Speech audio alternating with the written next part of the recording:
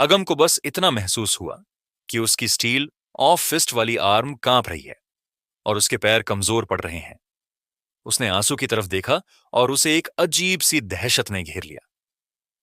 Primordial energy skill का इस्तेमाल करने के बावजूद वो आंशु के साथ केवल बराबरी पर ही आ सका और कोई अपर हैंड नहीं ले सका। आंशु के शरीर से एक्सप्लोड हुई पावर चौंका देने वाली थी। आंशु को देखते हुए, जो सन की तरह हीट और लाइट इमिट कर रहा था, अगम को अचानक महसूस हुआ कि वो सचमुच बूढ़ा हो गया है। ये दुनिया सच में यंगस्टर्स की दुनिया थी। उनकी जवानी और विटैलिटी ऐसी थी जो अब उसके पास नहीं थी। आंशु ने अपने दिल में एक गूंज महसूस की। जब उसकी सारी स्ट्रेंथ उसके ब्लड फ्लो के साथ उफन पड़ी, उसे एक और स्ट्राइक डिलीवर करने के लिए पुश करती हुई, अगम केवल अपनी फिस्ट उठाकर उसके हमले का सामना कर सकता था। उसने अपनी प्राइमोडियल एनर्जी स्किल को रिलीज की और आंशु के लगातार आ रहे पंचेस से टकरा गया। ये उसकी जिंदगी का एंड कर सकता था। आंशु पूरी तरह से अपनी इरप्टिंग लाइफ सोल की पावर पर रिलाइड था और उसे प्राइमोडियल एनर्जी का इस्तेमाल नहीं करना पड़ रहा था। लेकिन अगम को आंशु को फेंड करने के लिए प्राइमोडियल एनर्जी स्किल का सहारा लेना पड़ रहा था। Primordial energy skills primordial energy के यूज से अनलीश होती थी। अगम के पास स्लॉटरर लाइफ सोल नहीं थी जो उसे इन्फिनिट प्राइमोडियल एनर्जी प्रोवाइड कर सके, इसलिए उसके लिए लगातार प्राइमोडियल एनर्जी स्किल्स का इस्तेमाल करना नामुमकिन था। 10 से ज्यादा एक्सप्लोजिव फिस्ट की स्ट्राइक करने के बाद उसे महसूस हुआ कि उसकी प्राइमोडियल एनर्जी लगभग खर्च हो चुकी है। अगम का शुरू में मानना था कि आंशु की एक्सप्लोजिव स्ट्रेंथ ज्यादा समय तक स्टेबल नहीं रह सकती क्योंकि उसका शरीर इसे विथस्टैंड नहीं कर पाएगा। लेकिन उसकी हैरानी की सीमा नहीं रही जब उसने देखा कि दर्जनों मुक्के बरसाने के बाद भी आंसू एनर्जी से भरा हुआ था। ऐसा लग रहा था जैसे उसके पास एनर्जी का कभी ना खत्म होने वाला अमाउंट हो। सबसे डरावनी बात यह थी कि ऑर्डिनरी पर्सन की एक्सप्लोजिव पावर फ्लक्चुएट होती है। कोई भी लगातार पीक स्ट्रेंथ बनाए नहीं रख सकता। लेकिन आंशु की स्ट्रेंथ का एक्सप्लोजन एक सीधी लाइन की तरह लगातार पीक पर बना हुआ था। अगम को अपनी आर्म सुन्न सी महसूस हुई और उसे उठाना लगभग नामुमकिन लग रहा था। अगर ऐसा ही चलता रहा तो उसकी आर्म शायद फ्रैक्चर हो जाएगी। आंसू पूरी तरह से एंशिएंट एम्परर लाइफ सोल के इरप्शन में डूबा हुआ था और लगातार घूंसे पर घूंसे मारता जा रहा था। उसे यह सेंस हो रहा था कि ancient emperor life soul evolved body पर एडवांस हो चुकी है। आंशु ने एक्साइटेडली अगम की तरफ एक और पंच मारा ही था कि अचानक उसने देखा कि अगम रुक गया। अगम ने ट्रेनिंग रूम के दरवाजे की तरफ देखा और हैरानी से कहा, हम ट्रेनिंग रूम को यूज कर रहे हैं, बाद में आना। आंशु को ना चाहते हुए भी अपने पंच को रोकना पड़ा और दरवाजे की तरफ देखने लगा। हालांकि उसने देखा कि ट्रेनिंग रूम का दरवाजा अभी भी बंद था और वहां कोई नहीं था। टन! अगले ही पल आंशु को अपने चेहरे पर एक जोरदार ब्लो महसूस हुआ जो हेलमेट से ढका हुआ था। उसका सिर एक तरफ झुक गया और उसका शरीर उड़कर ट्रेनिंग रूम की दीवार के रबर बफर्स से जा टकराया। यह पंच बहुत जोरदार नहीं था क्योंकि अगम ने अपनी पूरी ताकत का इस्तेमाल नहीं किया था। आंशु तुरंत खड़ा हो गया और उलझन भरी नजरों से अगम को देखने लगा। अगम ने सीरियस चेहरा बनाते हुए कहा, आंशु, ऐसा लगता है कि तुम्हें एक्चुअल कॉम्बैट का तजुर्बा नहीं है। तुम इतनी साधारण सी ट्रिक से भी खुद को नहीं बचा पाए। अगर तुम असली बैटलफील्ड में होते तो अब तक मारे जा चुके होते। आज मैंने तुम्हें एक जरूरी लेसन दिया है, याद रखना, ये गलती दोबारा मत करना। ठीक है, आज की ट्रेनिंग यहीं खत्म करते हैं। ट्यूटर, मैं इसे याद रखूंगा। क्या हम थोड़ी देर और मुकाबला कर सकते हैं? आंशु आगे बढ़ा और बोला, आज के लिए यहीं खत्म करते हैं। तुमने बहुत देर तक ट्रेनिंग की है और मुझे लगता है कि तुम थक गए हो। किसी और दिन कंटिन्यू रखेंगे, अगम ने चलते हुए कहा। ट्यूटर, मैं थका नहीं हूं, थोड़ी और ट्रेनिंग करते हैं, आंशु ने कहा। किसी और दिन, किसी और दिन। अगम ने अपना फोन निकाला और कान से लगाया। हेलो। हाँ मेरी प्यारी बेटी, मुझे क्यों ढूंढ रही हो? क्या घर पर कुछ हुआ है? अच्छा, मैं अभी पहुंचता हूं, मुझे माफ करना। मैं सच में तुम्हारे साथ और मुकाबला करना चाहता हूं, लेकिन घर पर कुछ जरूरी काम आ गया। किसी और दिन फिर मुकाबला करेंगे। ये कहते हुए अगम तेजी से ट्रेनिंग रूम से निकल गया और देखते ही देखते गायब हो गया। आंशु को कुछ अफसोस हुआ। उसने अपनी सारी एक्सेसिव स्ट्रेंथ पूरी तरह से नहीं निकाली थी, इसलिए उसे अनकंफर्टेबल महसूस हो रहा था। हालांकि अब जब उसके पास कोई ओपोनेंट नहीं था, तो आशु ने एंशिएंट एम्परर लाइफ सोल को अपने शरीर से बाहर निकलने दिया और वो उसके सामने तैरने लगी। एंशिएंट एम्परर लाइफ सोल अभी भी लाइट की फॉर्म में थी, लेकिन उसका फिगर पहले से ज्यादा क्लियर हो गया था, मानो वो कॉर्पोरियल में कंडेंस होने वाली हो। एंशिएंट एम्परर लाइफ सोल एक ह्यूमनॉइड सन की तरह वहां तैर रही थी बस। अब आशु को फ्यूचर में कहीं भी अंधकार से डरने की जरूरत नहीं थी। एज लॉन्ग एज उसके पास एंशिएंट एम्परर लाइफ सोल थी, तब तक चाहे अंधकार कितना भी गहरा हो, रोशनी हमेशा साथ रहेगी। उसने अपना रहस्यमयी फोन निकाला और एंशिएंट एम्परर लाइफ सोल के इवोल्व होने के बाद की इंफॉर्मेशन देखी। Inverse ancient emperor evolved body, blood and fire से जन्मी एंशिएंट लाइफ एम्परर जो कुदरत के खिलाफ लड़ता है। एंशिएंट एम्परर अब इनवर्स एंशिएंट एम्परर में इवोल्व हो चुका था, हालांकि डिटेल नहीं बदली थी। आशु को पता था कि एंशिएंट एम्परर की एबिलिटीज में बड़ा बदलाव आया है। लाइफ सोल का इरप्शन बहुत ही ऑडकार्ड था।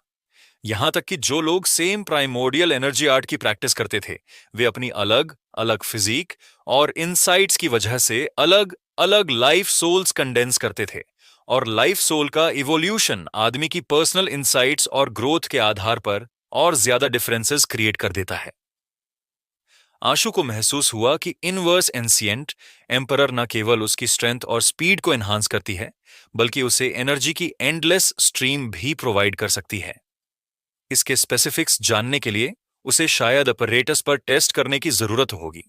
गेमेन के बेसे वैल्यू ही होती थी लासो केक ए बाकी वैल्यू हीन लिशुहीन जाता था किरसेंसी एंड गेम में केवल बेसिक वैल्यू ही शो होती थी, लाइफ सोल के ऑगमेंटेशन के बाद की वैल्यू नहीं।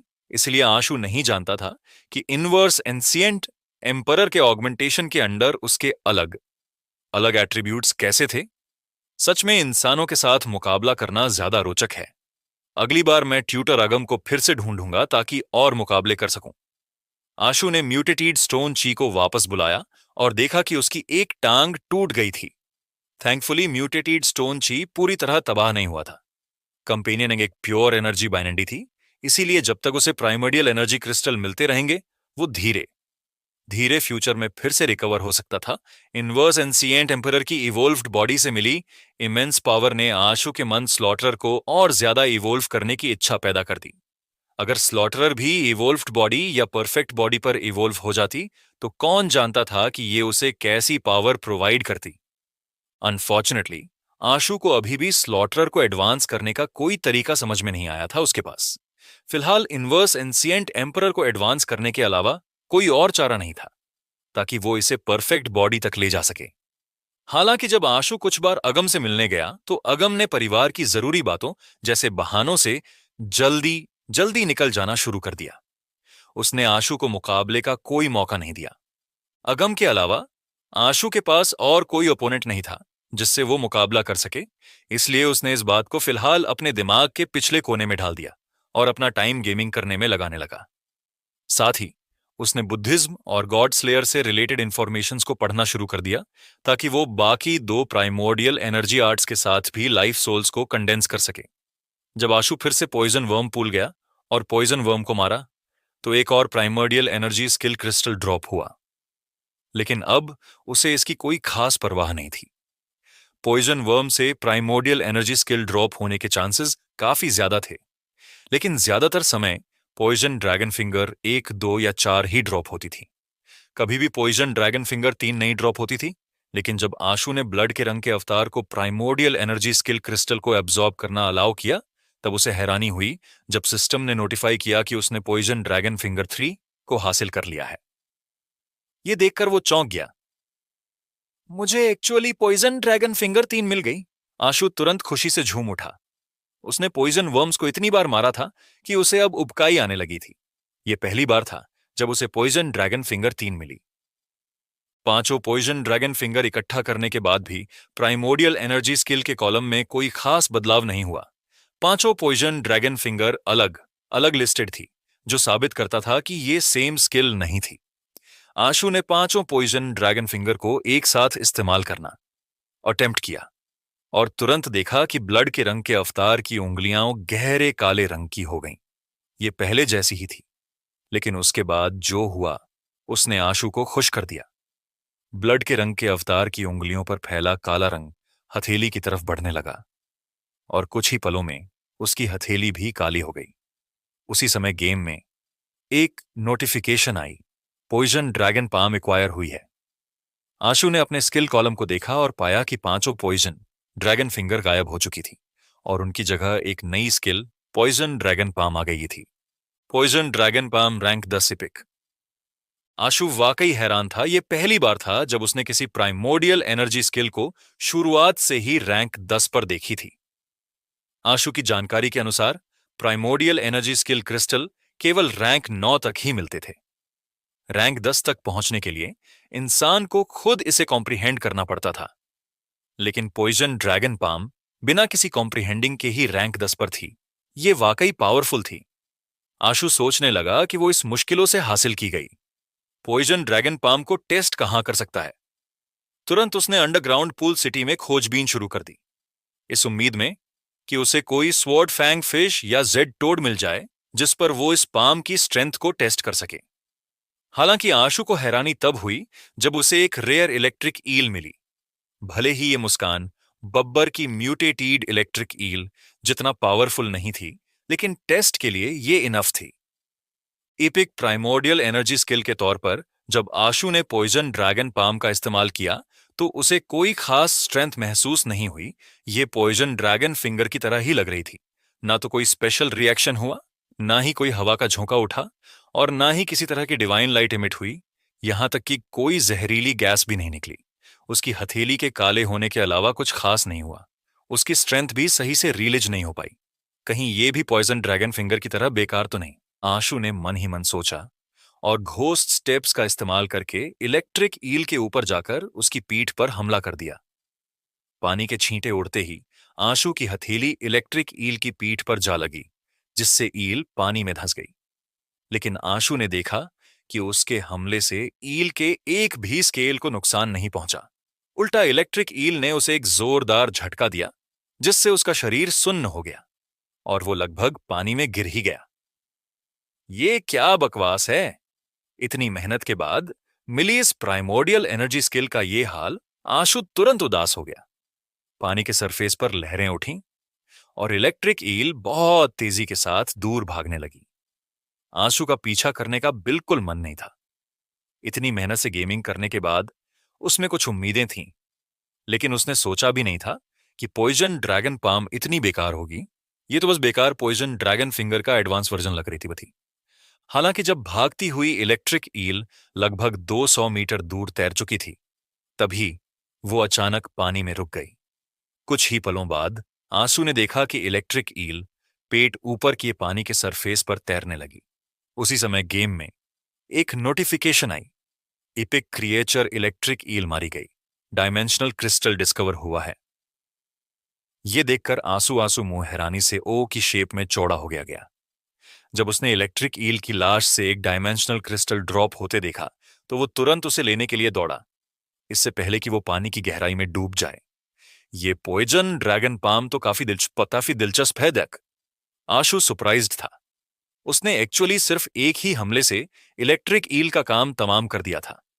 ऐसी पावर वाकई कमाल की थी। साथ ही पॉइजन ड्रैगन पाम की पावर पॉइजन से रिलेटेड थी। ये एक ट्रेडिशनल पाम स्ट्राइक नहीं थी। आशु को जो क्रिस्टल मिला उसकी वैल्यू सिर्फ +3 थी, लेकिन ध्यान से देखने पर उसने पाया कि ये क्रिस्टल बेसिक स्टैट्स को नहीं बल्कि इलेक्ट्रिक स्टैट को +3 ऐड कर रहा था। जैसे ही ब्लड के रंग के अवतार ने इलेक्ट्रिक स्टैट क्रिस्टल को एब्जॉर्ब किया, उसके शरीर में इलेक्ट्रिसिटी फ्लो होने होने लगी, जिससे वो इनवॉलंटरीली कांप उठा, जिसके साथ ही उसने अपने स्टैट्स में एक एडिशनल इलेक्ट्रिक एट्रीब्यूट देखा।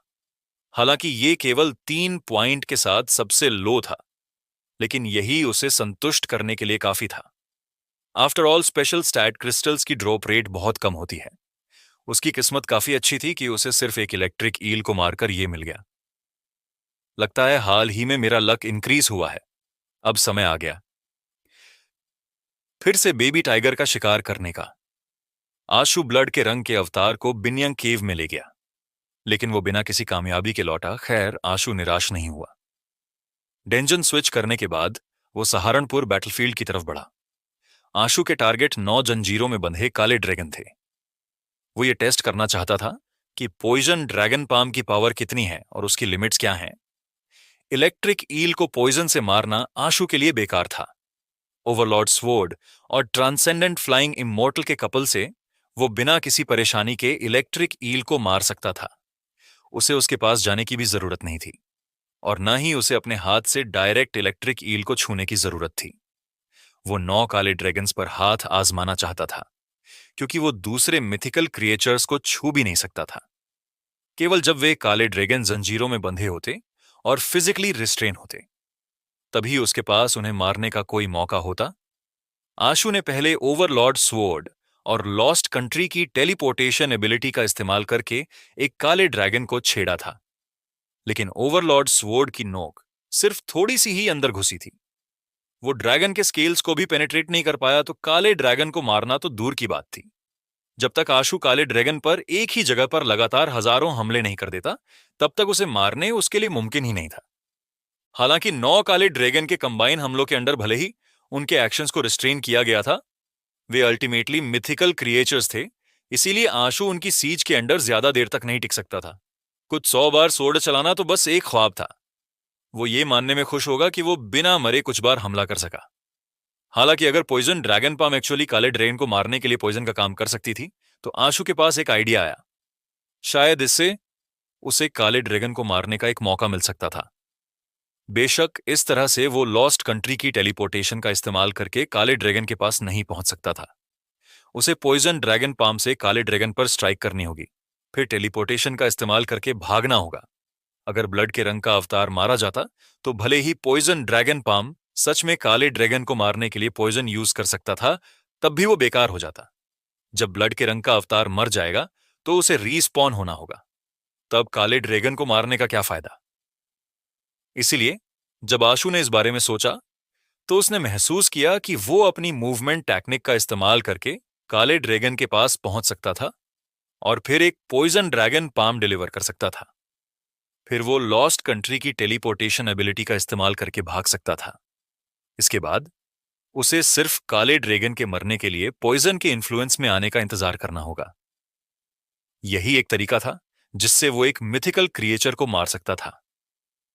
जब वो फिर से अंडरग्राउंड समुद्र में पहुंचा, आशु ने गहरी सांस ली और अपनी लाइफ सोल को स्लॉटरर में स्विच कर ली। फिर समुद्र में कूदकर तैरने लगा। कुछ ही समय बाद उसने देखा कि 9 काले ड्रैगन समुद्र के नीचे वाइनर वैगन को खींच रहे थे। काले ड्रैगन अजीब तरह से दहाड़ते हुए आवाज निकाल रहे थे, जिससे समुद्र का पानी अनईजी होकर कांपने लगा। हालांकि inverse ancient emperor life soul Ashu को स्लॉटरर से कहीं ज्यादा स्ट्रेंथ प्रोवाइड कर सकती थी, लेकिन इनवर्स एंसिएंट एम्परर की स्ट्रेंथ बहुत ज्यादा थी। ये फ्रंटल कॉम्बैट के लिए सुटेबल थी और आशु काले ड्रैगन से सीधे लड़ने के काबिल नहीं था और उसे केवल ट्रिक का इस्तेमाल करना था। इसलिए आशु ने स्लॉटरर लाइफ सोल का चुनाव किया। स्लॉटरर द्वारा प्रोवाइड की गई स्ट्रेंथ इनवर्स एंसिएंट एम्परर से कम थी, लेकिन इसकी इन्फिनिट प्राइमोडियल एनर्जी की कैरेक्टरिस्टिक्स वो थी जिसकी आशु को सबसे ज्यादा जरूरत थी। जब 9 काले ड्रैगन करीब आए, तो आशु ने समुद्र के बॉटम में एक ऐसी लोकेशन चुनी जहां कॉम्प्लिकेटेड टेरेन था। सी माउंटेन की एड में छिपे होने की वजह से काले ड्रैगन ने उस पर तुरंत हमला नहीं किया। जब 9 काले ड्रैगन वाइनर वैगन को समुद्र के नीचे के माउंटेन के चारों तरफ खींच रहे थे, आशु ने घोस्ट स्टेप्स के साथ ट्रेन की हुई 9 ड्रैगन्स आर्ट का इस्तेमाल किया।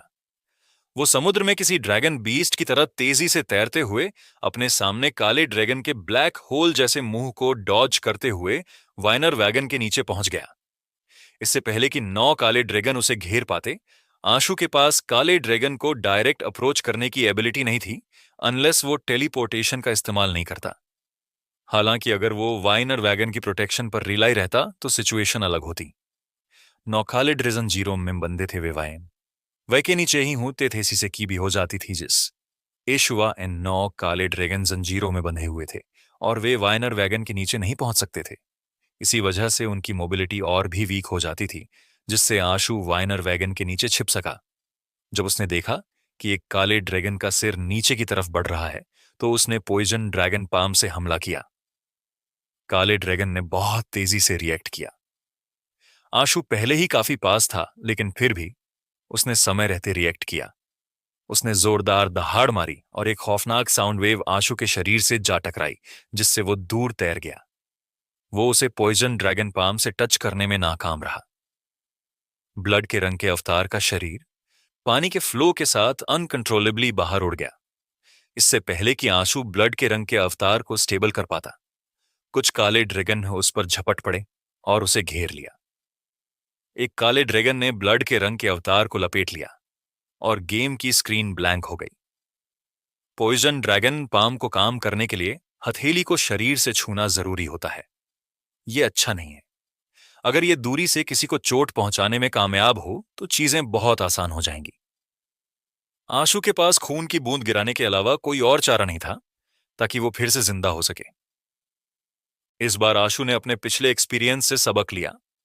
उसने काले ड्रैगन के सिर को छूने की कोशिश नहीं की।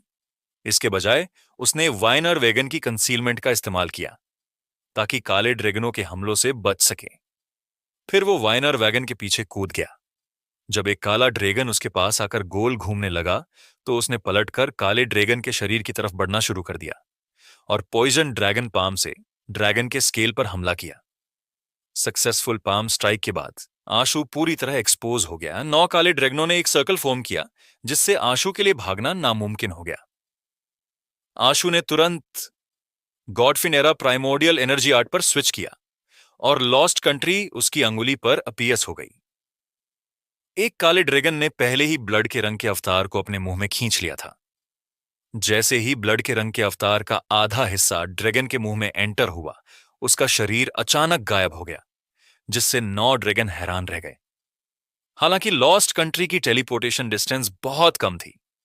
9 काले ड्रैगनों ने आशु को जल्दी ही नोटिस कर लिया, जो ज्यादा दूर नहीं गया था, और उन्होंने गरजते हुए उसका पीछा किया। आंसू पानी के सरफेस की तरफ तैर रहा था, लेकिन क्योंकि वो पानी में था तो घोस्ट स्टेप्स की एफिशिएंसी काफी कम हो गई थी। इन्फिनिट घोस्ट स्टेप्स भी उसकी स्पीड को ज्यादा इंक्रीज नहीं कर पा रहे था, इसलिए पानी के सरफेस से बाहर निकलने से पहले ही उसे 9 काले ड्रैगन्स में से एक ने निगल लिया। हालांकि काले ड्रैगन को एक बार हिट करने का उसका एक्सपीरियंस उसे और ज्यादा यकीन दिला रहा था कि वो कामयाब हो सकता है। केवल एक चीज की कमी थी और वो थी जिंदा बचने की एबिलिटी। आशु ने सोचा, अगर मैं पानी के सरफेस से बाहर निकलने में कामयाब हो गया तो मैं अपनी फ्लाइंग एबिलिटीज और इन्फिनिट घोस्ट स्टेप्स का इस्तेमाल कर सकता हूं। पानी में रहते हुए मैं 9 ड्रैगन्स आर्ट से एक असली ड्रैगन की स्पीड का मुकाबला नहीं कर सकता। इसलिए मुझे ऐसा तरीका सोचना होगा जिससे पॉइजन ड्रैगन पाम से काले ड्रैगन को पानी के सरफेस के पास जितना हो सके उतने पास हिट किया जा सके। वो इसे फिर से करने चाहता था, लेकिन लॉस्ट कंट्री की टेलीपोर्टेशन एबिलिटी में 24 घंटे का कूलडाउन था। यह ठीक नहीं है। लॉस्ट कंट्री का कूलडाउन बहुत लंबा है, टेलीपोर्टेशन डिस्टेंस भी बहुत कम है। मैं लॉस्ट कंट्री को इवोल्व्ड बॉडी में कैसे इवोल्व कर सकता हूं ताकि टेलीपोर्टेशन एबिलिटी को एनहांस किया जा सके। आंसू ने लॉस्ट कंट्री को इवोल्व करने के बारे में सोचना शुरू किया। गॉड फील्ड एरा में अनगिनत बदलाव हुए हैं। गॉड फील्ड लाइफ प्रोविडेंस को कंडेंस करने के बाद मुझे स्पेस में रहने की एबिलिटी मिली। लॉस्ट कंट्री को कंडेंस करने के बाद मुझे टेलीपोर्ट करने की एबिलिटी मिली। दोनों ही स्पेस से रिलेटेड हैं। लॉस्ट कंट्री को इंप्रूव करने के लिए मुझे शायद स्पेस से जुड़ी चीजों पर एफर्ट्स लगाने होंगे। कुछ सोच विचार करने के बाद आशु लॉस्ट कंट्री को एनहांस करने का तरीका नहीं सोच पाया। स्पेस एक स्पेशल एट्रीब्यूट था। चाहे वो लीग के 4 डिस्ट्रिक्ट में से कोई भी हो, डायमेंशनल क्रिएचर जिनके पास स्पेशल पावर्स होती हैं वे रेयर थे। यूजुअली ऐसा कोई भी क्रिएचर जो कम लेवल के होते वे कम से कम एपिक स्टेज के होते थे। आशु ने स्कूल का डेटाबेस चेक किया। हालांकि कैंपस में कई डायमेंशनल जोन्स थे, लेकिन कोई भी डायमेंशनल क्रिएचर जिसके पास स्पेशल पावर्स हो नहीं था। हालांकि आशु को सरप्राइजिंगली कुछ यूजफुल इंफॉर्मेशन मिली। ये इंफॉर्मेशन थॉमस कॉलेज से रिलेटेड नहीं थी, बल्कि एंशिएंट गाइड सिटी में कुछ अजीब मैटर्स के बारे में थी। इसमें फायर गॉड प्लेटफॉर्म और पत्थर के मॉन्यूमेंट के सामने मौजूद स्टोन फर्नेस के बारे में रिकॉर्ड्स शामिल थे। ये इंफॉर्मेशन बिल्कुल वही थी जो आशु ने गेम में देखी थी, बस एक ही डिफरेंस था। गेम में स्टोन फर्नेस फायरबर्ड्स प्रोड्यूस करती थी। ये असलियत में भी ऐसा ही था। गेम में स्टोन फर्नेस में एक स्टोन सेबर रखी हुई थी और असलियत में भी वहां एक स्टोन सेबर थी। आशु ने गेम में सेबर को पुल करने की कोशिश की थी, लेकिन वो उसे छू भी नहीं सका। उसे लगता था कि ये सिर्फ एक इल्यूजन था, लेकिन असलियत में किसी ने इसे पुल करने की कोशिश की थी। हालांकि वो इसे नहीं उठा सका, लेकिन उस आदमी ने स्टोन सेबर को टच किया था। डॉक्यूमेंट्स में रिकॉर्ड के अनुसार एक ट्यूटर जिसने फायर, एलिमेंटल लाइफ प्रोविडेंस और flame, type life soul condense की हुई थी, एंशिएंट गाइड सिटी गया था, जहां वो फायर गॉड प्लेटफॉर्म पर चढ़ा था और वहां स्टोन फर्नेस में मौजूद सेबर देखी थी। लेकिन जब उसने इसे पुल करने की कोशिश की तो वो जड़ से जुड़ी हुई लगी। वो अपनी एपिक स्ट्रेंथ के बावजूद स्टोन सेबर को हिला नहीं सका। ये अजीब है। मैं इसे गेम में देख सकता हूं लेकिन छू नहीं सकता। रियलिटी में इसे टच किया जा सकता है। इसकी वजह क्या है? आशु को तुरंत एंशिएंट गाइड सिटी वापस जाने और स्टोन सेबर वाली प्रॉब्लम को हल करने का मन हुआ। हालांकि सबसे पहले स्कूल की छुट्टियां नहीं थीं। दूसरी एंशिएंट गाइड सिटी में एंटर होने के लिए एंट्री पास की जरूरत थी। पास के बिना भले ही वो वापस जाए, ये बेकार था। आशु, नया होमवर्क मिशन रिलीज किया गया है, क्या हम साथ में जाएं? समर ने एक मैसेज भेजा। ठीक है, बाहर ड्रैगन गेट के पास मिलते हैं। आशु को अभी भी होमवर्क मिशन पूरा करना था, इसीलिए उसने समर के साथ मिलने का समय तय किया। नए ट्यूटर द्वारा दिया गया मिशन मुस्कान के मिशन जितना अजीब नहीं था। उन्हें केवल 10 मोरटल ड्रैगन गेट स्टोन बीस्ट मारने थे, जो ड्रैगन गेट में एक common mortar class dimensional creature था। यह ऑर्डिनरी स्टूडेंट्स के लिए ज्यादा मुश्किल नहीं था, इसलिए आशु और समर जैसे स्टूडेंट्स के लिए तो यह बहुत आसान था। दोनों ड्रैगन गेट पहुंचे और एक पास की केव को चुना। जल्द ही उन्होंने कई ड्रैगन गेट स्टोन बीस्ट देखे। समर ने आगे बढ़कर उन्हें जल्दी से खत्म कर दिया। मैंने तो अभी रिकॉर्ड करना शुरू भी नहीं किया। आशु ने मुस्कुराते हुए कहा, कोई बात नहीं, वैसे भी यहां बहुत सारे स्टोन बीस्ट हैं, हम बाद में कुछ और मार सकते हैं। समर ने इस बात को दिल पर नहीं ली। दोनों आगे बढ़ते गए। ज्यादा समय नहीं हुआ था कि उन्होंने कुछ स्टूडेंट्स को एक स्टोन बीस्ट पर हमला करते देखा। हालांकि वो स्टोन बीस्ट थोड़ा स्पेशल था और दूसरे स्टोन बीस्ट से थोड़ा अलग दिख रहा था। ऑर्डिनरी स्टोन बीस्ट केवल एक इंसान की आधी ऊंचाई के होते थे। वे पेकिंगीज कुत्तों जैसे दिखते थे और उनके शरीर ग्रे व्हाइट स्टोन के बने होते थे। हालांकि जिस स्टोन बीस्ट पर स्टूडेंट हमला कर रहे थे वो अलग था। इस स्टोन बीस्ट का शरीर व्हाइट जेड की तरह क्रिस्टलाइन था और यह काफी ऊंचा भी था, लगभग एक रेसहॉर्स के साइज का। जब मॉर्टल स्टूडेंट्स ने स्टोन बीस्ट पर हमला किया तो उन्होंने अपनी फिस्ट और पाम से प्राइमोर्डियल एनर्जी स्किल्स अनलीश की, लेकिन इन स्ट्राइक्स का उस पर लगभग कोई असर नहीं हो रहा था। चूंकि मॉर्टल स्टेज पर कंपेनियनिंग ड्रॉप होने के चांसेस बहुत कम होते हैं, इसलिए इन स्टूडेंट्स के पास कोई कंपेनियन बीस्ट नहीं था और उन्हें केवल अपनी स्ट्रेंथ पर निर्भर रहकर सीधे लड़ना पड़ रहा था। हालांकि इसका असर साफ तौर पर अच्छा नहीं हो रहा था। एक स्टूडेंट तो स्टोन बीस्ट के हमले से घायल भी हो गया। ये देखते हुए कि वे उसके स्कूलमेट्स थे, समर उनके पास गया और थंडरगोड तलवार से एक ही हमले में स्टोन बीस्ट को मार गिराया, ताकि वे फिर से स्टोन बीस्ट की वजह से जख्मी ना हो। समर के हमले से स्टोन बीस्ट दो हिस्सों में बट गया और उसकी बीएनडी से एक क्रिस्टलाइन जेड कंपेनियन जमीन पर लुढ़क गया। क्या मैं इतना लकी हूं? समर ने सरप्राइज होकर कंपेनियन एग को देखा। हालांकि ये एक mutated dragon gate stone beast था और केवल मॉर्टल क्लास का था, लेकिन मॉर्टल क्लास पर कंपेनियन एग ड्रॉप होने के चांसेस लॉटरी जीतने जितनी कम होते हैं, उसकी ये ड्रॉप वाकई उसकी अच्छी किस्मत का नतीजा था। स्टूडेंट्स भी कंपेनियन एग को देख रहे थे। मॉर्टल लेवल के कंपेनियन एग तो वैसे ही रेयर होते हैं, ऊपर से ये एक म्यूटेटेड स्पीशीज का था, इसलिए इसके स्टैट्स बिना किसी शक के बेहतर होते। भला इसे कौन नहीं चाहता। हालांकि म्यूटेटेड स्टोन बीस्ट को समर ने मारा था। वे स्टूडेंट इसे छीनने की हिम्मत नहीं कर सके, लेकिन वे इसे छोड़ना भी नहीं चाहते थे। आफ्टर ऑल, उन्होंने ही सबसे पहले म्यूटेटेड स्टोन बीस्ट को ढूंढा था। इस कंपेनियन एग को तुम लोग आपस में बांट लो, समर को।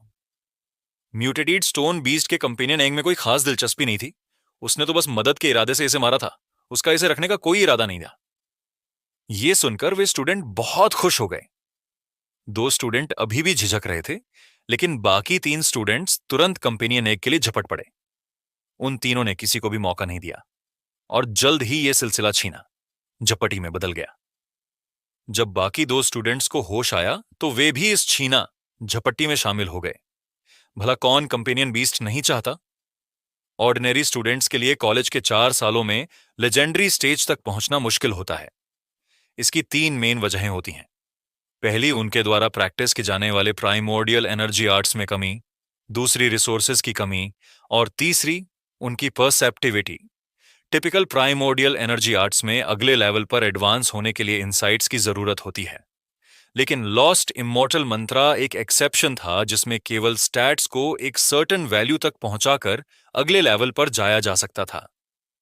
समर ने उन स्टूडेंट्स की तरफ देखा जो कंपेनियन एक के लिए झगड़ रहे थे और होंठ सिकोड़ते हुए कहा, हकीकत इतनी ही बेरहम होती है, चाहे रिश्ते कितने भी अच्छे क्यों ना हो। जब बात पर्सनल इंटरेस्ट की आती है तो क्लासमेट्स और दोस्त कोई मायने नहीं रखते। हमें खुश होना चाहिए कि हमें उनके साथ प्रतिस्पर्धा नहीं करनी पड़ी। आशु ने सिर हिलाते हुए कहा, यह पूरी तरह सच नहीं है। हमें भी चीजों के लिए स्ट्रगल करना पड़ता है। बस फर्क इतना है कि हम जिन चीजों के लिए लड़ते हैं वे थोड़ी ज्यादा एडवांस होती हैं, लेकिन एसेंस में कोई डिफरेंस नहीं है। दुख का लेवल ऊंचा होने से उसकी इंटेंसिटी कम नहीं होती। ये बात भी सही है। इस दुनिया में ह्यूमंस और डेविल्स में फर्क करना मुश्किल हो गया। समर ने एक आह भरते हुए कहा, जाहिता के से नेरिवा की बातें याद थीं। हाँ कि गे बाहोने के बाजू वोरो साहिंता था लोहिनते हैं। जाहिर था कि उसे अपने परिवार की बातें याद आ गई थीं। यहां तक कि सगे भाई होने के बावजूद वो उन पर भरोसा नहीं कर सकता था। चलो कहीं और चलते हैं, आशु ने कहा। वो इस टॉपिक को आगे बढ़ाना नहीं चाहता था। जब डायमेंशनल जोन की रिस्ट्रिक्शंस टूट जाएंगी तो ऐसे हालात आम हो जाएंगे। कई लोग सरवाइव करने के लिए किसी भी हद तक जा सकते हैं। जैसे ही दोनों वहां से जाने वाले थे, अचानक ऊपर से एक बर्ड की चीख सुनाई दी, जिसके साथ ही आंसू के कंधे पर बैठे पीले गोल्डन रंग के चूजे के पंख खड़े हो गए, जैसे उसे कोई दुश्मन मिल गया हो। उसकी नजरें आसमान की तरफ टिकी हुई थीं। आंसू सतर्क हो गया और ऊपर देखा तो उसने देखा कि एक गोल्डन बर्ड आसमान से गोल्डन क्लाउड की तरह झपट रही थी। उसका निशाना वे मोरटल स्टूडेंट्स थे। झुको आशु को खतरे का एहसास हुआ और वो स्टूडेंट्स की तरफ चिल्लाया। साथ ही उसने समर को तेजी से पीछे खींच लिया। वे स्टूडेंट अभी भी कंपेनियन एक के लिए झगड़ रहे थे, लेकिन किसी ने आंसू की बात पर ध्यान नहीं दिया। गोल्डन बर्ड एक गोल्डन क्लाउड की तरह डिसेंड हुई और उसके आने से पहले ही ऊपर से एक खतरनाक बवंडर आया, जिसने 5 स्टूडेंट्स को सैकड़ों फीट दूर उड़ा दिया। कुछ स्टोन स्टैच्यू से टकरा गए तो कुछ जमीन पर गिर गए। वे तुरंत खून की उल्टी करने लगे और खड़े तक नहीं हो पाए। जायंट बर्ड ने कंपेनियन एग को एक ही बार में स्वॉलो कर लिया, लेकिन उसके पंजे नीचे नहीं आए। उसने पंख फड़फड़ाए और एक और बवंडर प्रोड्यूस कर दिया। वो तुरंत आसमान में उड़ गई और कुछ ही पलों में गायब हो गई। आशु और समर दीवार से सटे हुए थे और दोनों हाथों से बुद्धा स्टैच्यू को पकड़े हुए थे ताकि बवंडर के इंपैक्ट से उड़ ना जाए। बाकी स्टूडेंट्स इतने लकी नहीं थे। वे बवंडर में लहूलुहान होकर इधर उधर गिरते रहे। यह कहना मुश्किल था कि उनमें से कोई बचा भी था या नहीं। वो बर्ड अभी कहीं वो गोल्डन विंग्ड रोक तो नहीं थी? समर ने हैरान होकर आसमान की तरफ देखते हुए कहा, यह शायद वो नहीं है। अगर वो गोल्डन विंग्ड रोक होती तो वो और भी टेरिफाइंग होती। आशु ने सिर हिलाया। उसने देखा कि स्टूडेंट्स लगातार दर्द से चीख रहे थे। वे मरे तो नहीं थे, लेकिन कितनी हड्डियां टूट चुकी थीं, इसका अंदाजा लगाना मुश्किल था। आंसू उन्हें छूने की हिम्मत नहीं कर सका, और चूंकि उसके पास कोई हीलिंग स्किल नहीं थी, इसलिए वो कॉलेज के मेडिकल डिपार्टमेंट के लोगों को बुलाने के लिए निकल पड़ा ताकि डॉक्टर आकर उनका इलाज कर सकें। आशु, मुझे लगता है कि वो गोल्डन बर्ड ड्रैगन गेट की पीक पर है। क्यों ना चलकर देख लें? समर ने सजेस्ट किया। आशु ने उस चूजे की तरफ देखा जो अब शांत हो चुका था, और कुछ सोचने के बाद सिर हिलाते हुए कहा, मुझे लगता है कि हमें वहां नहीं जाना चाहिए। वो जायंट बर्ड शायद कोई आम क्रिएचर नहीं है। हम उसका मुकाबला नहीं कर सकते। जैसे ही वे बात कर रहे थे, एक डॉक्टर और एक ट्यूटर वहां आ गए। सबसे पहले जो ट्यूटर आया वो आशु का नया ट्यूटर था। 5 स्टूडेंट्स की सीरियस हालत देखकर नए ट्यूटर का चेहरा सिकुड़ गया। यहां क्या हुआ नए ट्यूटर? कुमार ने आशु और समर से पूछा। समर ने डिटेल में जो कुछ हुआ था वो उसे बताया। कुमार को सुनकर डाउट हुआ। उसने ड्रैगन गेट की पीक के रखा जमा की तरफ देखा और भौहें चढ़ाते हुए कहा, मैंने कभी नहीं सुना कि ड्रैगन गेट के बाहर कोई बर्ड या डायमेंशनल क्रिएचर मंडराते हैं। यहां मत घूमो, तुरंत निकल जाओ। मैं ऊपर जाकर देखता हूं। कुमार ने एक स्वॉर्ड्सवर बुलाई और उसके ऊपर उड़ते हुए माउंटेन पीक की तरफ बढ़ गया। वाह, ये फ्लाइंग स्वॉर्ड कंपेनियन बीस्ट है। ये तो कमाल की चीज है। मैं इसे बहुत पहले से पाना चाहता था, लेकिन बहुत कम डायमेंशनल जोन ऐसे हैं जहां फ्लाइंग स्वॉर्ड कंपेनियन बीस्ट मिलते हैं। उनकी तादाद काफी कम है और हमारे आसपास के इलाके में तो ये मिलते भी नहीं। समर ने जलते हुए कहा, कुमार के पैरों के नीचे वाली फ्लाइंग स्वॉर्ड को देखते हुए। स्वॉर्ड के बारे में बात करते हुए आशु को उस छोटी लड़की और बैंगनी कोपर फ्लाइंग स्वॉर्ड की याद आई। उसने गेम में डेड मैन ट्री पर नजर डाली, जहां डेड मैन ट्री पर लगे बैंगनी कोपर फ्रूट का साइज एक फुटबॉल जितना हो गया था, लेकिन वो अभी तक पका हुआ नहीं लग रहा था। अचानक एक बर्ड की चीख गूंज उठी। ड्रैगन गेट की पीक से लाइट की एक गोल्डन बीम आसमान की तरफ बढ़ी। आंसू ने ऊपर देखा और पाया कि वो गोल्डन बीम और कुछ नहीं बल्कि वही गोल्डन बर्ड थी जो पहले आसमान में गायब हो गई थी। इस समय जायंट बर्ड ने अपने पंख फैलाए और आसमान में फ्लाइंग स्वॉर्ड पर खड़े कुमार की तरफ झपट पड़ी। कुमार कोई इनडिसाइसिव नहीं था। उसने हाथ बढ़ाकर एक और फ्लाइंग स्वॉर्ड कंपेनियन बीस्ट बुलाया। उसकी एंशिएंट स्वॉर्ड गोल्डन बर्ड पर स्लैश करने के लिए बढ़ी। उसकी शार्प बीम्स बहुत स्पीड से आगे बढ़ रही थी। गोल्डन बर्ड ने भी स्पीड के साथ ही डॉज किया। उसने पंख फड़फड़ाते हुए स्वॉर्ड बीम्स को चीर दिया और फ्लाइंग स्वॉर्ड से टकरा गई। गोल्डन बर्ड के पीछे स्वॉर्ड दो टुकड़ों में बंट गई। कुमार के एक्सप्रेशन घबराहट में बदल गए। वो पलटा और उसने अपनी फ्लाइंग स्वॉर्ड का इस्तेमाल कर भागने की कोशिश की। वो हेवन अग्लो स्वॉर्ड एक टॉप इपिक कंपेनियन बीस्ट थी, जिसे कुमार ने एक डायमेंशनल जोन में बहुत सारे अटेम्प्ट के बाद हासिल की थी। हेवन अग्लो स्वॉर्ड की बीम्स माउंटेन्स तक को स्प्लिट कर सकती थी और उसकी life soul skyglow sword soul sword beams को और ज्यादा इंटेंस बना देती थी। इससे वो स्वॉर्ड्स बीम्स की बारिश में बदल जाती थी, जिसमें हर बीम्स एरिया में कॉम्प्रिहेंसिव हमला करती थी। हेवन अग्लो स्वॉर्ड को पाने के बाद उसने अनगिनत लड़ाइयां लड़ी थीं, लेकिन स्वॉर्ड कभी डैमेज नहीं हुई थी। अब जायंट गोल्डन बर्ड के पंख के हल्के से टच से ही स्वॉर्ड टूट गई। कुमार तुरंत समझ गया कि यह गोल्डन बर्ड इमेजिनेशन से भी ज्यादा खौफनाक थी। कुमार के पैरों के नीचे की फ्लाइंग स्वॉर्ड बहुत तेज थी, लेकिन जायंट गोल्डन बर्ड उससे कहीं ज्यादा फास्ट थी। कुछ ही दूर उड़ने के बाद गोल्डन बर्ड लाइटनिंग के गोल्डन बोल्ट की तरह उसके पीछे पहुंच गई। कुमार का चेहरा डर के मारे सफेद पड़ गया। उसने घबराकर अपने पैरों के नीचे की फ्लाइंग स्वॉर्ड से गोल्डन बर्ड का सामना करने की कोशिश की और वो एक माउंटेन की दीवार पर लैंड हो गया और बड़ी मुश्किल से माउंटेन से नीचे की तरफ भागने लगा। देखना बंद करो, हमें जल्दी भागना होगा। आशु ने समर को खींचा और दौड़ना लगा। यहां तक कि इपिक ट्यूटर भी गोल्डन बर्ड को नहीं हरा सकते थे, तो अगर वो बर्ड गुस्से में आ गई तो ड्रैगन गेट को खून के समंदर में बदलने में देर नहीं लगेगी। उस समय भागना बहुत मुश्किल हो जाएगा। क्रैक! दोनों ने मुश्किल से 2 कदम ही बढ़ाए थे कि उन्होंने एक तेज आवाज सुनी। वो स्वॉर्ड बीम जो रेनबो की तरह थी जायंट बर्ड के पंखों से टूट गई। फ्लाइंग स्वॉर्ड का टूटना उस पंख की अनइमेजिनेबल शार्पनेस को साबित कर रहा था। कुमार अभी भी भाग रहा था, लेकिन वो जायंट गोल्डन बर्ड से कैसे तेज भाग सकता था? इससे पहले कि वो बहुत दूर भागता, उसे पकड़ लिया गया। वो बस कुछ ही पलों में गोल्डन बर्ड के पंखों से मारा जाने वाला था। अचानक एक शख्स हवा को चीरते हुए आया। वो एक स्कूल के ट्यूटर के यूनिफॉर्म में था और उसके तुरंत ड्रैगन गेट की पीक पर अपीयर होने की वजह से ऐसा लगा जैसे उसने टेलीपोर्ट किया हो।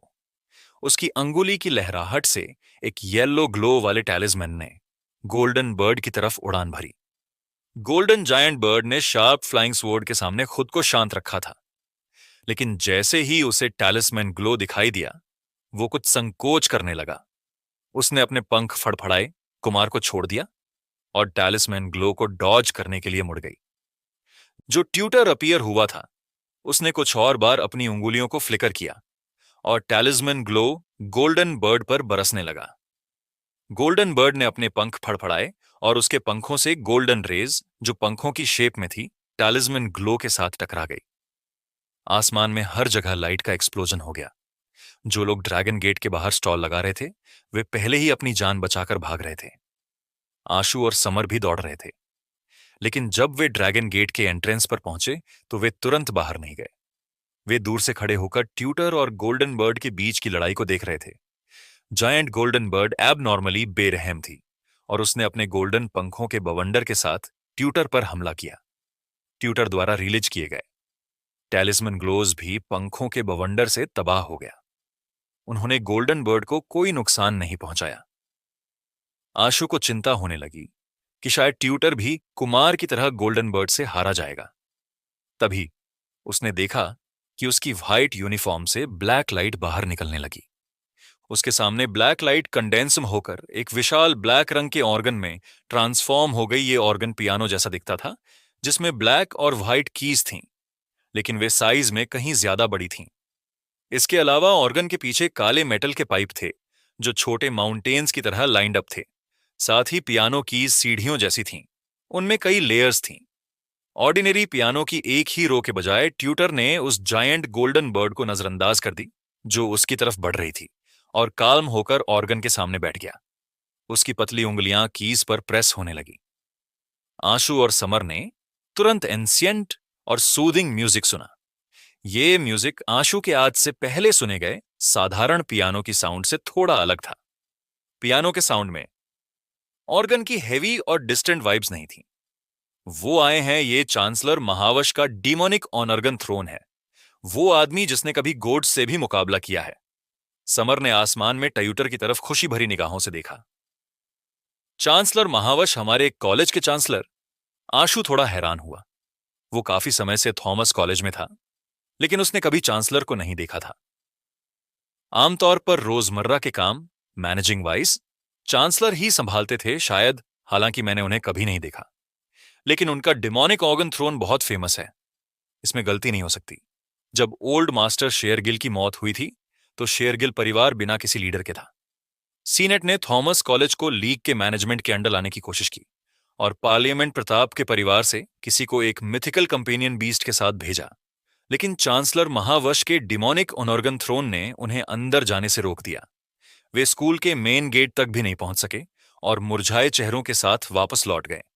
यहां तक कि मिथिकल कंपेनियन बीस्ट भी डिमोनिक ऑर्गन थ्रोन को ब्रेक नहीं कर सका।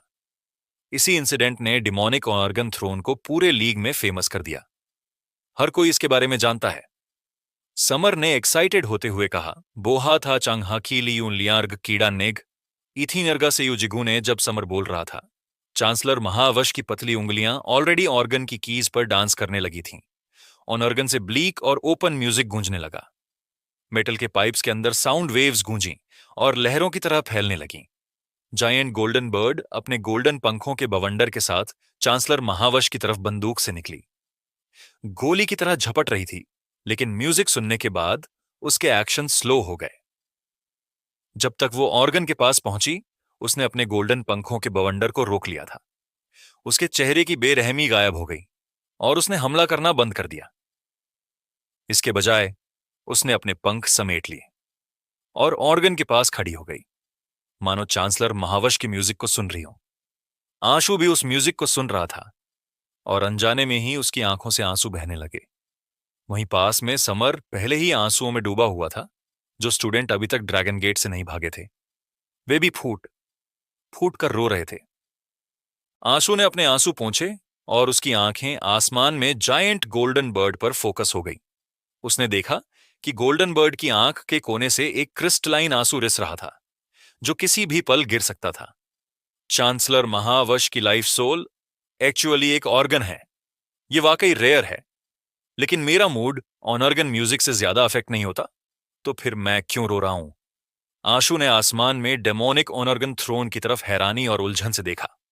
उसी पल गोल्डन बर्ड की आंख के कोने से फाइनली एक आंसू गिरा जो आसमान से गिरते हुए किसी गोल्डन जेम जैसा लग रहा था। आशु के कंधे पर खड़ा चूजा अचानक उड़ गया और सीधे ड्रैगन गेट की तरफ गया। उसने गोल्डन बर्ड के आंसू को निगल लिया और फिर वापस आशु के कंधे पर लौट आया। आसमान में बज रहा म्यूजिक रुक गया। चांसलर महावश ने आंसू के कंधे पर बैठे चूजे को देखा। उनकी काम आंखें, जिसमें ऐसा लग रहा था मानो वो किसी के भी दिल को पेनिट्रेट कर सकती हो, ने आंसू को थोड़ा अनकंफर्टेबल कर दिया। हालांकि चांसलर महावश की नजरें उन पर ज्यादा देर तक नहीं ठहरी। उसने एक बार नजर डालने के बाद अपनी नजरें हटा ली। और अपने पास खड़ी जायंट गोल्डन बर्ड की तरफ देखा। वापस जाओ, आज के बाद कोई तुम्हें परेशान नहीं करेगा। चांसलर महावश ने मानो गोल्डन बर्ड से बात की। जायंट गोल्डन बर्ड ने एक्चुअली में अपना सिर झुका लिया, जैसे उसने बात समझ ली हो। इसके बाद उसने अपने पंख फैलाए और ड्रैगन गेट की पीक की तरफ उड़ गई। आज से कोई भी ड्रैगन गेट की पीक पर नहीं जाएगा। चांसलर महावश खड़े हुए और डिमोनिक ऑर्गन थ्रोन गायब हो गया। इसके साथ ही वो आसमान में उड़ गए और पलक झपकते ही गायब हो गए। मैं कब चांसलर महावश जितना पावरफुल बन पाऊंगा, इतने डरावने डायमेंशनल क्रिएचर को अपनी उंगली के एक इशारे पर ओबीडियंट बना दूं? समर ने जलन भरे लहजे में कहा। क्या चांसलर महावश मिथिकल स्टेज पर हैं? आशु ने भौहें चढ़ाते हुए पूछा। मुझे नहीं लगता। मैंने सुना है कि वो इपिक स्टेज की पीक पर है। डिमोनिक ऑर्गन थ्रोन एक परफेक्ट लाइफ सोल है। इसके अलावा लोग कहते हैं कि चांसलर महावश शायद मिथिकल स्टेज के सबसे करीब इंसान है। वो सिर्फ आधा कदम दूर है। मिथिकल स्टेज पर पहुंचने से समर ने चांसलर महावश को एडमायर करते हुए कहा, मुझे पहले पता नहीं था कि महिम सिटी में इतना स्ट्रांग पर्सन है। आशु ने कहा। बिल्कुल, चांसलर महावश ओवरसियर शेयरगिल के ट्यूटर हैं। जब उन्होंने ओवरसियर शेयरगिल जैसे पावरफुल स्टूडेंट को ट्रेन किया है तो जाहिर सी बात है कि वो खुद भी बहुत स्ट्रांग होंगे, समर ने कहा। रोशन के टीचर आशु को यह उतना इंप्रेसिव नहीं लगा कि किसी ने रोशन जैसे पर्सन को प्रोड्यूस किया है, लेकिन चांसलर महावश वाकई बहुत स्ट्रांग थे। Music type demonic organ throne life soul ने आशु को हैरान कर दिया था। उसने पहले कभी नहीं सुना था कि कोई बिना खून बहाए इतनी डरावनी डायमेंशनल क्रिएचर को पीछे हटने पर मजबूर कर सके। डिमोनिक ऑर्गन थ्रोन के म्यूजिक को याद करते हुए आशु को महसूस हुआ कि कुछ गड़बड़ है। आशु कोई इमोशनल लड़का नहीं था। आमतौर पर जब वो म्यूजिक सुनता था तो उसमें ज्यादा इमोशनल उथल पुथल नहीं होती थी। फिर भी वो एक्चुअली में रो पड़ा था। ये सही नहीं लग रहा था क्या? सच में डिमोनिक ऑर्गन थ्रोन के म्यूजिक की वजह से मेरे इमोशंस पर असर पड़ा। आशु को लगा कि ऐसा नहीं हो सकता। तुम किस सोच में डूबे हो? चलो, हमें अपना होमवर्क मिशन पूरा करना है। आशु को बिना कुछ कहे खड़े देख समर ने उसे हल्के से धक्का दिया। आशु समर के साथ ड्रैगन गेट लौट आया, लेकिन उसका ध्यान लगातार चांसलर महावश के डिमोनिक ऑर्गन थ्रोन से बजाए गए म्यूजिक पर था। यह म्यूजिक नहीं था जिसने मेरे इमोशंस पर असर डाला। बिल्कुल नहीं। दूसरों को शायद ये छोटे छोटे बदलाव नजर ना आए, लेकिन आशु इन डिफरेंसेस को समझना चाहता था। वो लगातार इसकी वजह पर विचार कर रहा था।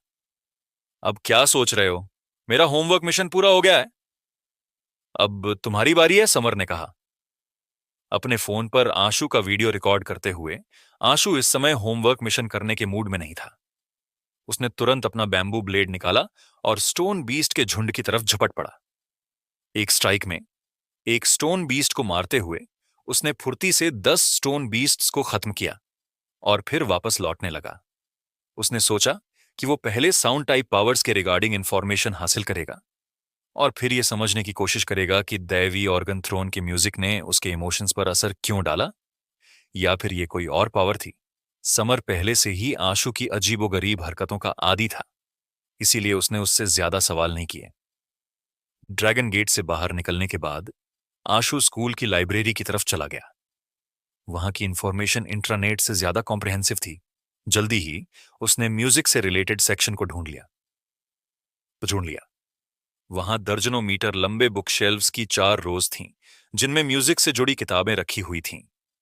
आशु ने देखा कि उनमें से ज्यादातर किताबें म्यूजिक थ्योरी और नॉलेज से रिलेटेड थीं, या फिर किसी को गाना सिखाने के लिए थीं। Music type primordial energy arts पर इंफॉर्मेशन से रिलेटेड किताबें बहुत कम दिख रही थीं। इसमें कोई हैरानी नहीं कि बहुत कम लोग music type primordial energy arts की प्रैक्टिस करते हैं। इतनी सारी किताबें सिर्फ म्यूजिक थ्योरी सिखा रही हैं, लेकिन प्रैक्टिस के बारे में कुछ भी नहीं है। आशु ने बुकशेल्व्स पर रखी किताबों को पढ़ा। लंबे समय तक ढूंढने के बाद उसे केवल कुछ ही किताबें ने मिलीं जो music type primordial energy arts से रिलेटेड थीं।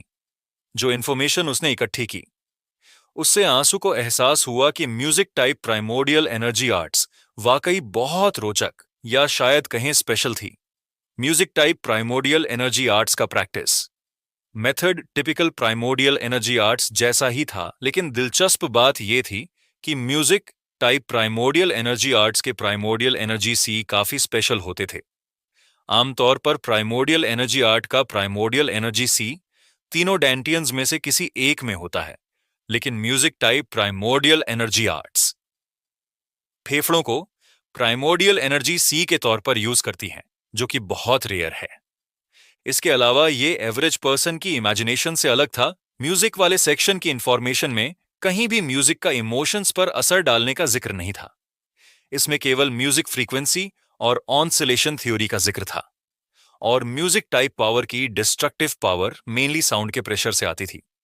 आशु ने काफी कुछ रीड किया, लेकिन वो ये नहीं समझ पाया कि डिमोनिक ऑर्गन थ्रोन कैसे इंसानों और यहां तक कि डायमेंशनल क्रिएचर्स के इमोशंस को अफेक्ट कर सकता है।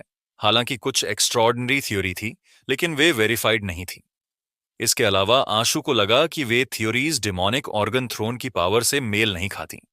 अपना जवाब न मिलने पर आशु के मन में सीधे चांसलर महावश से पूछने की इच्छा हुई, लेकिन जब ट्यूटर और वाइस चांसलर को ही उनसे मिलने के मौके कम मिलते थे, तो एक स्टूडेंट के लिए चांसलर महावश से मिलना कैसे पॉसिबल था।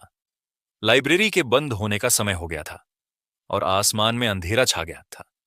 आशु के पास कोई चारा नहीं था, इसलिए वो अपने डोर्म लौट आया और इंटरनेट पर म्यूजिक टाइप पावर्स की इंफॉर्मेशन सर्च करने लगा। लेकिन उसे वो इंफॉर्मेशन नहीं मिल पाई जो वो चाहता था। हालांकि स्कूल के फोरम को ब्राउज करते समय आशु को music type primordial energy arts पर एक थ्रेड दिखाई दिया। उस थ्रेड का नाम और कंटेंट आशु के लिए काफी दिलचस्प थे। थ्रेड का नाम था स्पेस डायमेंशनैलिटी ऑफ साउंड, और इसे पोस्ट करने वाला एक स्टूडेंट का आईडी था। इस पर बहुत कम लोगों ने ध्यान दिया था, सिर्फ कुछ दर्जन क्लिक हुए थे। साथ ही रिप्लाई भी बहुत कम थे। थॉमस कॉलेज में बहुत कम लोग music type primordial energy arts की प्रैक्टिस करते थे, इसीलिए इस थ्रेड में भी दिलचस्पी रखने वाले लोग बेहद कम थे। लेकिन जब आशु ने इसे देखा तो उसकी आंखें चमक उठीं। हालांकि कंटेंट थोड़ा अजीब था और अनरियलिस्टिक लग रहा था, लेकिन यह बहुत ही इंटरेस्टिंग था। थ्रेड पढ़ने के बाद आशु को ऐसा लगा जैसे उसे समझ आ गया कि डीमोनिक ऑर्गन थ्रोन उसके इमोशंस को कैसे अफेक्ट कर सकता है। हालांकि कई बातें अभी भी उसकी समझ से बाहर थीं। थ्रेड में उसके सभी कंफ्यूजन्स के जवाब नहीं थे। आशु ने देखा कि यह थ्रेड 2 साल पहले पोस्ट किया गया था। थ्रेड के ऑथर का आईडी भी ऑनलाइन नहीं था। जब उसने ऑथर की पोस्ट हिस्ट्री देखी तो उसे थोड़ी निराशा हुई, क्योंकि ये उसकी इकलौती पोस्ट थी। ऐसा लग रहा था कि वो पर्सन फोरम पर अक्सर लॉगिन नहीं करता। आशु ने दूसरी पार्टी को एक प्राइवेट मैसेज भेजने की कोशिश की, सिर्फ ये सोचकर कि कोशिश कर लेनी चाहिए और अपने कुछ कंफ्यूजन्स के बारे में सवाल पूछने चाहिए। आशु को ज्यादा उम्मीद नहीं थी, लेकिन उसकी हैरानी का ठिकाना नहीं रहा जब दूसरी पार्टी ने तुरंत रिप्लाई भेजा और उसके सवालों का डिटेल में जवाब दिया। आशु ने जो अजीब और अनहर्ड एक्सप्लेनेशंस पढ़े थे, वे उसके लिए बिल्कुल नए थे, लेकिन उन्होंने उसकी उलझनों को सुलझा दिया। महावश मोबाइल देखते हुए छोटे मोटे सामानों से छेड़छाड़ कर रहा था। उसे फोरम पर आर्टिकल पोस्ट किए हुए 2 साल हो चुके थे। उस आर्टिकल को बहुत कम रिप्लाई मिले थे, लेकिन आज किसी ने उसे फोरम पर एक प्राइवेट मैसेज भेजा था। महावश कैजुअली इंटरनेट पर ब्राउज कर रहा था जब उसने देखा कि दूसरे पार्टी ने जो प्राइवेट मैसेज भेजा था वो एक्चुअली में म्यूजिक और स्पेस से जुड़े कुछ सवाल थे। उसने इस मैसेज को पहले तो नजरअंदाज कर दिया, ये सोचते हुए कि ये भी पहले के स्टूडेंट्स जैसा ही होगा। वे बस म्यूजिक टाइप की प्राइमोडियल एनर्जी आर्ट में महारत हासिल करने के तरीके, म्यूजिक टाइप की एबिलिटी का इस्तेमाल या म्यूजिक के थ्रू सभी बीइंग्स को रिफॉर्म करने के बारे में सवाल करेंगे। अगर सवाल ऐसे होते तो महावश उन्हें जवाब देने की जहमत नहीं उठाता। वो ये मानने के लिए तैयार नहीं था कि म्यूजिक में सभी बीइंग्स की फीलिंग्स को इंसेक्ट करने की कोई एबिलिटी है। सब लोग सोचते थे कि उसकी डिमोनिक ऑर्गन थ्रोन सभी बीइंग्स को रिफॉर्म कर सकती है, ये मानते हुए कि वो म्यूजिक की मैजिकल पावर्स का इस्तेमाल करके उन क्रिएचर्स को टच करता है। लेकिन महावश ऐसे ख्यालों को बेतुका समझते हुए उनका मजाक उड़ाता था। वो कभी भी ऐसा पर्सन नहीं था जो दूसरों को इन्फेक्ट कर सके, चाहे वो म्यूजिक हो या कुछ और। वो ये मानता ही नहीं था कि उसमें दूसरों पर कोई स्पेशल इफेक्ट डालने की एबिलिटी है। जब वो छोटा था तो उसके क्लासमेट्स और दोस्त उसे एक्सप्रेशनलेस कहकर बुलाते थे और उसे मास्क्ड मैन या वुडन ब्लॉक जैसे निकनेम देते थे, क्योंकि वो कभी अपने इमोशन जाहिर नहीं करता था। उसके लिए मुस्कुराना तक बहुत मुश्किल था। वे लोग जो उससे ये पूछते थे कि वो अपने चार्म और म्यूजिक का इस्तेमाल करके सभी बीइंग्स को कैसे इन्फेक्ट करता है, महावश की नजरों में लाफेबल लगते थे। हालांकि ये कुछ सवाल काफी दिलचस्प थे। महावश ने आशु के सवालों को पढ़ा और उनके जवाब देते हुए अपना रिप्लाई लिख दिया। हिरी पार्टी ने से फिप्रावे में से भेजाकू वापूचे बाहा थोड़ा हैरा का काये था कि वामे ने जल्द ही दूसरी पार्टी ने उसे फिर एक प्राइवेट मैसेज भेजा और कुछ और सवाल पूछे। इस बार महावश थोड़ा हैरान हुआ। इसका कारण यह था कि उसके जवाब मिलने के बाद दूसरी पार्टी ने नए सवालों की पूरी सीरीज भेज दी। इतनी जल्दी उसके जवाब को समझ पाना और उससे कंक्लूजन निकालकर नए सवाल पूछ पाना, यह दिखाता था कि सामने वाली पार्टी एक्टिव थिंकिंग में माहिर थी। ये देख यावश की दिलचस्पी जागी। उसने दूसरी पार्टी के सवाल का जवाब दिया और अपने जवाबों में सीक्रेटली कुछ गहरे लेवल की बातें भी शामिल कर दी। वो देखना चाहता था कि क्या दूसरी पार्टी प्रॉब्लम को समझ सकती है। मैसेज भेजने के बाद उसने थोड़ी देर इंतजार किया, लेकिन कोई रिप्लाई नहीं आया। महावश को थोड़ी निराशा हुई। अगर उस पर्सन की सोच सिर्फ इस लेवल तक लिमिटेड थी तो ये महावश को संतुष्ट करने के लिए काफी नहीं थी, भले ही वो अच्छी हो। रोशन को पढ़ाने के बाद से महावश ने नए स्टूडेंट्स को पढ़ाना बंद कर दिया था। इसका कारण ये नहीं था कि वो पढ़ा नहीं सकता था, बल्कि ये कि उसे इसमें अब कोई दिलचस्पी नहीं थी।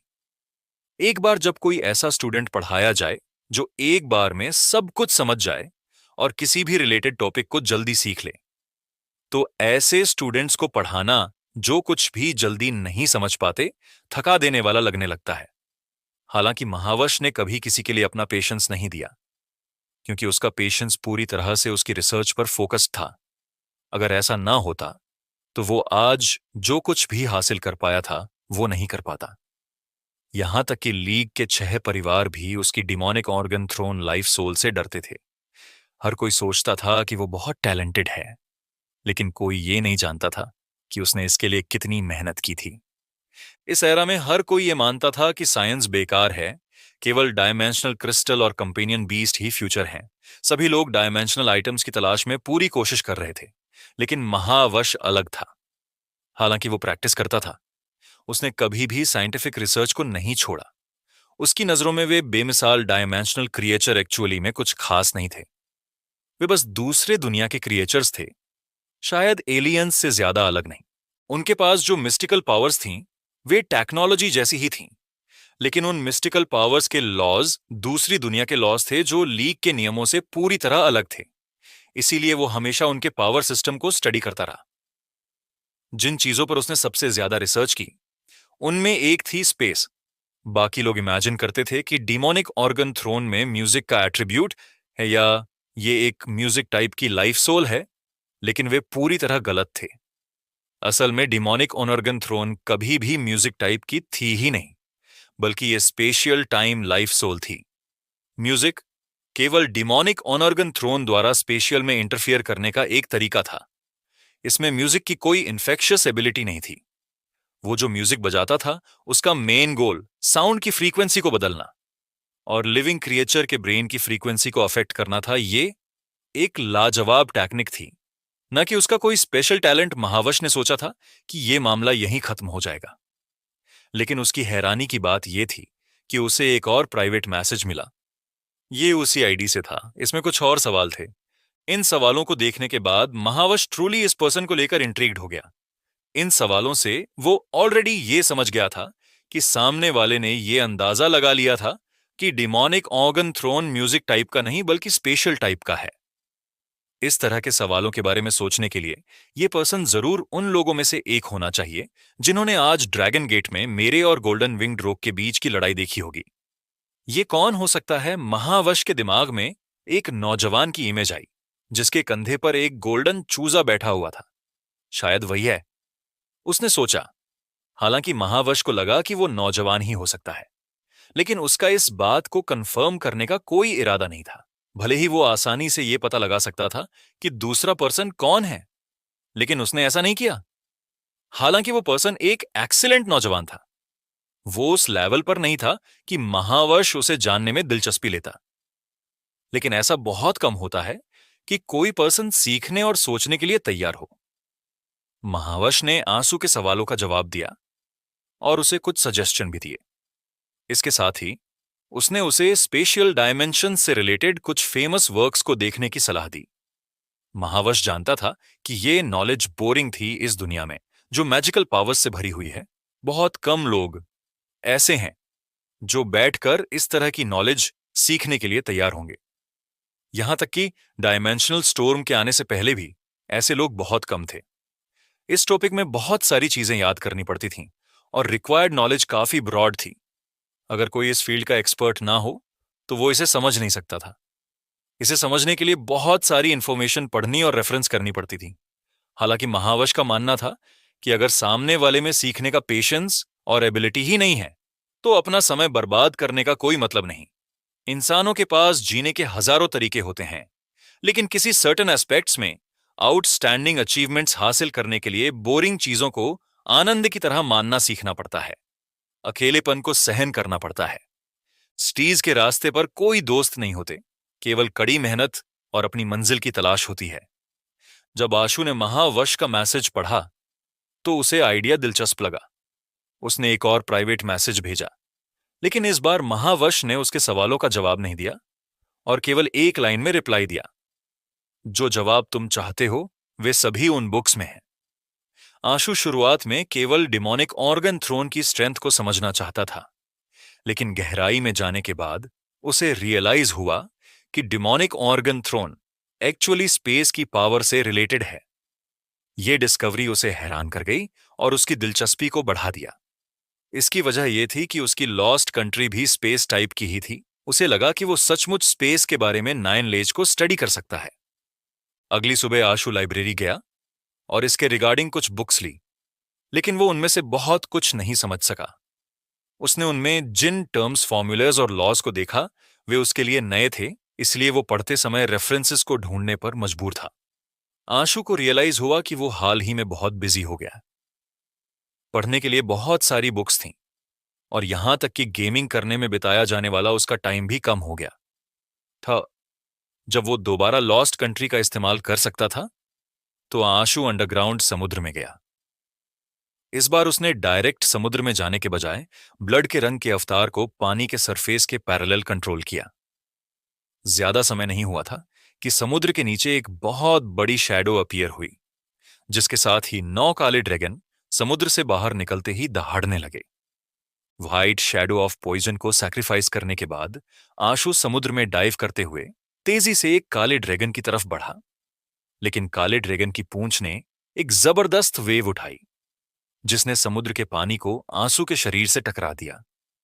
आंसू को वेव्स के इंपैक्ट का इस्तेमाल करके काले ड्रैगन से दूरी बनानी पड़ी और समुद्र से बाहर निकलना पड़ा। हालांकि वो बहुत ऊंचाई पर उड़ने की हिम्मत नहीं कर सकता था, क्योंकि ऊपर का नीलम जैसा आसमान भी खतरों से भरा हुआ था। अगर वो उसके करीब जाता तो और तेजी से मारा जा सकता था। एक के बाद एक काले ड्रैगन उसकी तरफ दौड़ते रहे। उनके मुंह से पानी वॉल्केनो इरप्शन की तरह बाहर निकल रहा था। आशु ने घोस्ट स्टेप्स का इस्तेमाल करते हुए फिर से समुद्र में छलांग लगाई। इस बार उसने वाइनर वैगन की पोजीशन को आइडेंटिफाई कर लिया और उसकी तरफ तैरने लगा। वैगन की एड से उसने काले ड्रैगन के हमलों और उनके मुंह में जाने से खुद को बचाया। आशु ने 9 काले ड्रैगन्स के हर एक्शंस को अपनी कैलकुलेशंस में शामिल किया। ब्लड के रंग का अवतार काले ड्रैगन्स के चारों तरफ घूमता रहा और भागते हुए वाइनर वैगन के पीछे छिपता रहा और उसके पास ही बना रहा। एक काला ड्रैगन एक तरफ से झपटता हुआ आया। आशु बिना किसी झिझक के उसकी तरफ बढ़ा और अपनी हथेली से हमला कर दिया। लेकिन जब पॉइजन ड्रैगन पाम काले ड्रैगन के स्केल्स पर टच हुई तो आशु ने आउटकम की तरफ देखे बिना तुरंत लॉस्ट कंट्री लाइफ सोल का इस्तेमाल किया और टेलीपोर्टेशन के जरिए वहां से भायाबा वोर फेकेरी था टेलीपोर्टो होने केबाने गोटे का तेमाते सीधे मुसे बालांगा काले ड्रे से भाग गया। इस बार वो सरफेस के बहुत करीब था। टेलीपोर्ट होने के बाद उसने घोस्ट स्टेप्स का इस्तेमाल करते हुए सीधे समुद्र से बाहर छलांग लगाई। काले ड्रैगन गुस्से में समुद्र से बाहर निकले और उसका पीछा करने लगे। आंसू ने अपने आर्म झो विंग्स फैलाए और 9 काले ड्रैगन्स के हमलों को डॉज करने के लिए इन्फिनिट घोस्ट स्टेप्स का इस्तेमाल करते हुए एक पास की माउंटेन क्लिफ पर मौजूद केव की तरफ तेजी से बढ़ा। थैंकफुली 9 काले ड्रैगन समुद्र से बाहर नहीं आ सकते थे, जिससे आंशु किसी तरह केव में भागने में कामयाब रहा। दूर से ही उसने देखा कि 9 काले ड्रैगन समुद्र में दहाड़ रहे थे और समुद्र के पानी को उथल पुथल कर रहे थे। ये नजारा खौफनाक था। आंसू केव के अंदर खड़ा होकर उस काले ड्रैगन को ढूंढने लगा जिसे पॉइजन ड्रैगन पाम ने हिट किया था। बाकी लोग 9 काले ड्रैगनों को एक जैसा समझने की गलती कर सकते थे, क्योंकि वे देखने में बिल्कुल आइडेंटिकल लगते थे। लेकिन आशु ने इतने समय तक उनको स्टडी किया था कि वो उनके बीच का अंतर अच्छी तरह पहचान सकता था। उसने तुरंत उस काले ड्रैगन को ढूंढ लिया जिसे उसने पॉइजन ड्रैगन पाम से हिट किया था। उसके पेट के आसपास आशु ने एक काले रंग का पाम प्रिंट देखा, क्योंकि ड्रैगन का रंग भी काला था। आशु लगभग उस पाम प्रिंट को नोटिस ही नहीं कर पाया। केयरफुली इंस्पेक्शन करने पर उसे वो पाम प्रिंट मिला जिसका रंग काले ड्रैगन से थोड़ा अलग था। उम्मीद है ये काम करेगा। आशु ने सोचा, वो जानता था कि इस वक्त उसके लिए मिथिकल क्रिएचर को मारना नामुमकिन था। अभी वो असली मिथिकल क्रिएचर्स क्रिएचर्स से लड़ने के काबिल नहीं था। वो केवल जंजीरों से बने हुए काले ड्रैगन्स को मारने की कोशिश कर सकता था। काफी देर इंतजार करने के बाद भी आशु ने यह नहीं देखा कि पॉइजन से काला ड्रैगन मरा हो। 9 काले ड्रैगनों के सब्र का बांध टूट गया और वे वापस समुद्र की गहराइयों में चले गए। तो दोस्तों, ये थी आज की कहानी। उम्मीद है आपको ये नॉवेल एक्सप्लेनेशन पसंद आया होगा। अगर आप किसी और नॉवेल को सुनना चाहते हैं या किसी कहानी के बारे में जानना चाहते हैं तो कृपया हमें कमेंट सेक्शन में बताएं। हम आपके लिए और भी रोमांचक और मनोरंजक कहानियां लाते रहेंगे। हमारे चैनल एफएस नोवेल एक्सप्लेनर को सब्सक्राइब करना न भूलें और बेल आइकॉन को दबाएं ताकि आप हमारी कोई भी वीडियो मिस ना करें। और हां, अगले एपिसोड के लिए तैयार रहें, क्योंकि कहानी में अभी और भी ट्विस्ट और टर्न आने बाकी हैं। मिलते हैं अगली कहानी में, तब तक के लिए अलविदा।